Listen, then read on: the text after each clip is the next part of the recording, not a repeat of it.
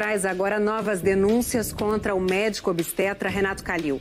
A influenciadora digital Chantal Verdelho teve vídeos vazados na internet que mostram humilhações e xingamentos durante o parto conduzido por Calil. Chantal contou numa entrevista exclusiva à repórter Flávia Sintra detalhes da violência obstétrica que sofreu e revelou por que decidiu falar só agora. Vamos, Chantal, empurra. Não sobe, porra. A viadinha, ela não faz essa força final. O útero é uma porcaria. Contração é ruim. Eu tinha alguns motivos para não falar. Além de não estar bem emocionalmente, eu não queria a imagem da minha filha exposta desse jeito, num contexto de que a chegada dela foi horrível. Chantal Verdelho, mãe de 2 filhos, influenciadora digital. Ele me xinga o parto inteiro. É muito palavrão e xingamento o tempo inteiro. Depois de quase um mês que um áudio com denúncias de violência obstétrica contra o médico Renato Calil e trechos em vídeo do parto da filha caçula foram parar na internet, Chantal decidiu que era a hora de falar pela primeira vez sobre o assunto. Mas faz força, porra. Eu tô fazendo. Faz força, não tem que fazer mais. Eu sou a maior interessada nisso. O nascimento da filha dela, Domênica, aconteceu em setembro de 2021, num dos principais hospitais de São Paulo. Chantal optou por um parto humanizado. Entrei em trabalho de parto, fiquei em casa, tendo os primeiros sinais, as primeiras contrações, até o momento que eu não aguentei mais de dor. Eu fui para o hospital. E o parto seguiu por 20 horas. Na verdade foram 48 horas. Que eu fiquei no hospital, eu acho que foi, em trabalho de parto, foi aproximadamente umas 12 horas. Ele chegou somente nas 2 horas finais, que foi quando mudou o clima, assim, do parto. Ele chegou muito apressado. Eu não entendi o porquê de tamanha pressa e aquela agonia toda de vai, força, rápido, você não está fazendo, está meditando. Vai, você está meditando, vamos.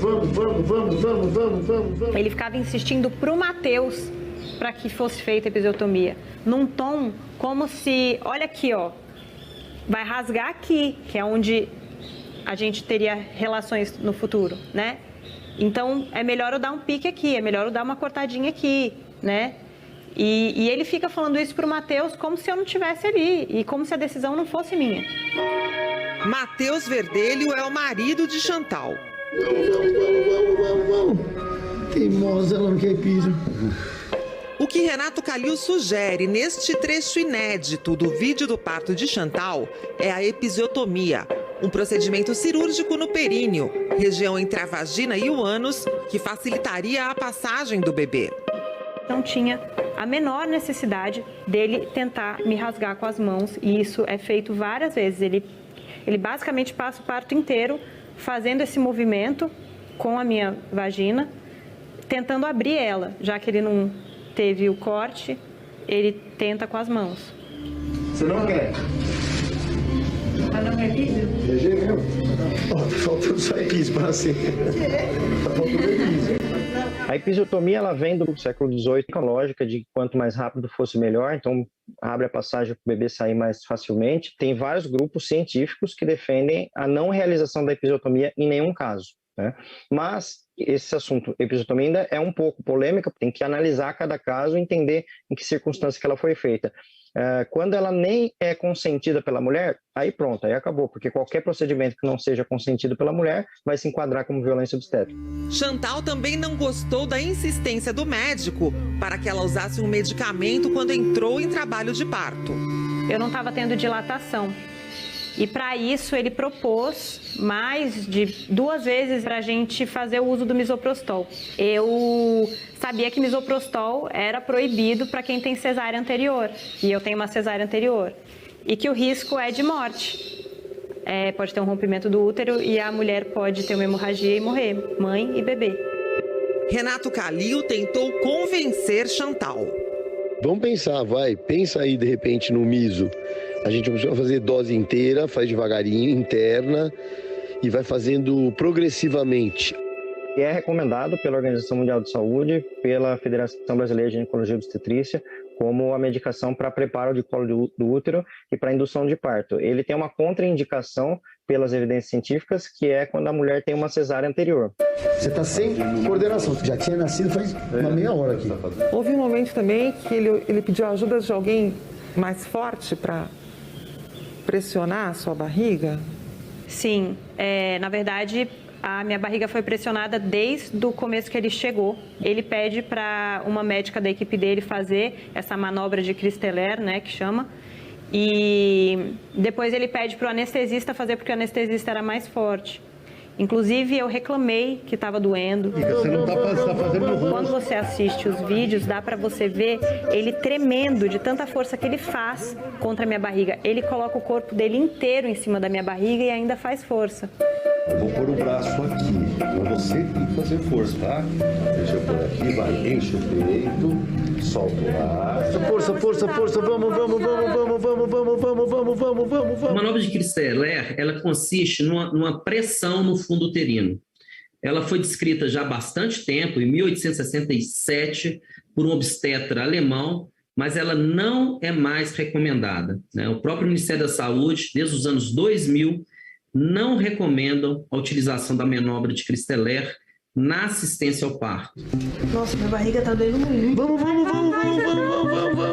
Pode estar associada a complicações maternas, como, por exemplo, uma lesão, uma fratura de costela, o risco de uma lesão de alguma víscera, por exemplo, fígado, baço, o risco de rotura uterina, pode ter um risco de inversão uterina e também complicações fetais associadas à manobra de Christeller. Eu chego a pensar, cara, eu tava do lado da minha esposa, na frente da minha filha, não fiz nada. Então é uma situação muito ruim, muito chata, muito de impotência, né? Quando a gente viu o vídeo foi que caiu a ficha mesmo. A primeira atitude que a gente tomou foi de mandar ele para o Calil e mostrar em todas as partes onde a gente se sentiu agredido. Ele me deu uma resposta debochada e me bloqueou no WhatsApp. Ou seja, ele me calou, inclusive. Só que vendo todos os relatos que foram aparecendo depois, de histórias iguais e muitas histórias muito piores, eu vi que realmente o buraco era mais embaixo.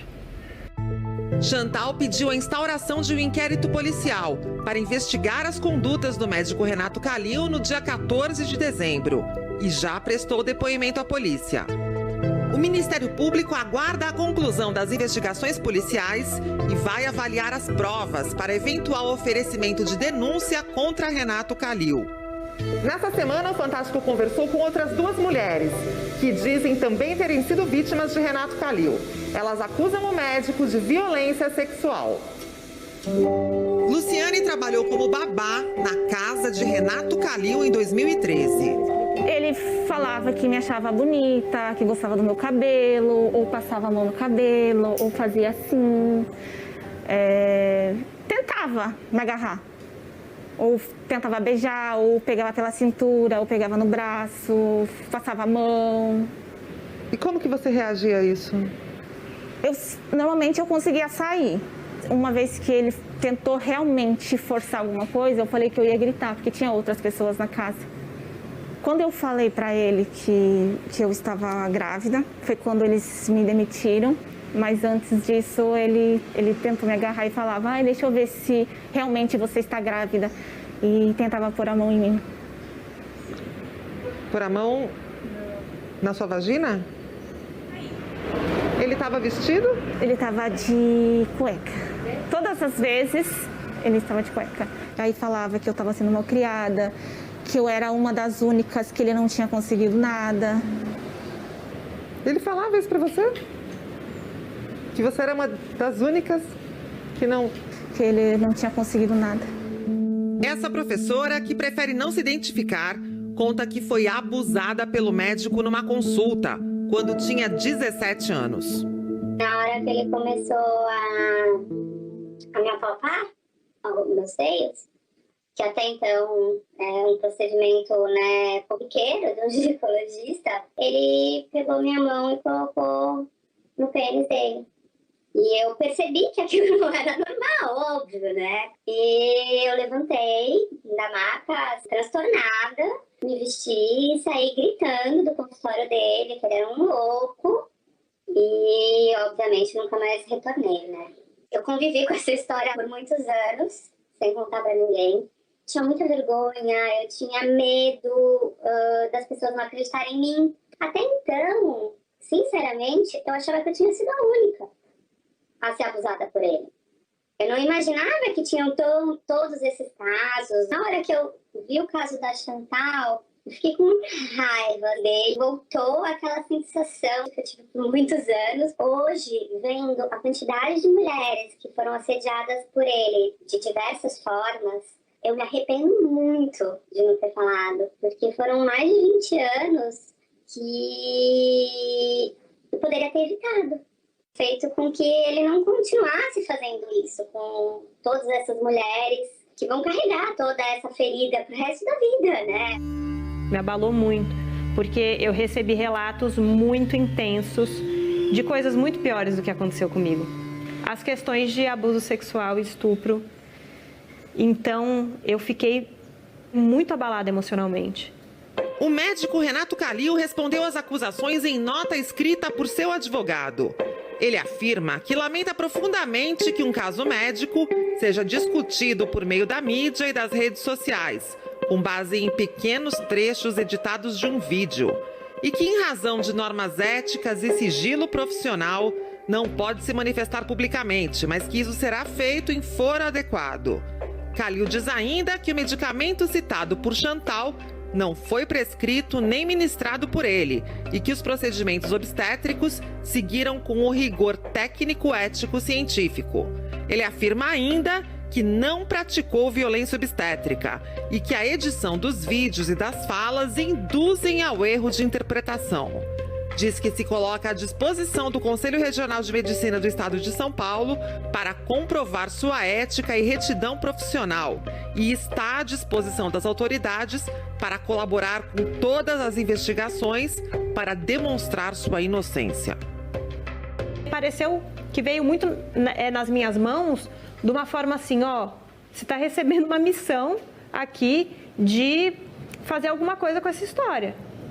Porque você foi jogada na piscina e foi obrigada a nadar, mas agora as outras mulheres estão aparecendo com coragem de contar que com elas aconteceu também. Para que as coisas mudem, as pessoas precisam denunciar, porque eu não quero que nenhuma mulher passe pelo que a nossa família passou. É importante que essa mulher conheça quais os mecanismos e locais onde ela pode procurar uma ajuda efetiva de apoio para ela. Ela pode ir numa delegacia da mulher, fazer um boletim de ocorrência. E se ela conseguir documentar de alguma forma, por exemplo, uma conversa no WhatsApp, um SMS, essas pequenas provas são indícios da materialidade que o ato se consumou. Por isso é importante ela procurar uma profissional que a acompanhe ou uma amiga, alguém da sua confiança, que possa ir junto, que segure a mão. Além disso, é importante que a mulher busque um apoio psicológico, um apoio médico, para amparar, para acolher, dar o suporte que ela precisa por ter sofrido uma violência assim tão grave. A viadinha, ela não faz essa poça, filho, não. Eu fui lá para o fundo do poço e agora eu estou ficando forte, então eu estou ressignificando a história, que poderia ter sido muito ruim e que talvez possa salvar várias mulheres de viver essa situação ou de realmente de conseguir ter essa coragem de denunciar.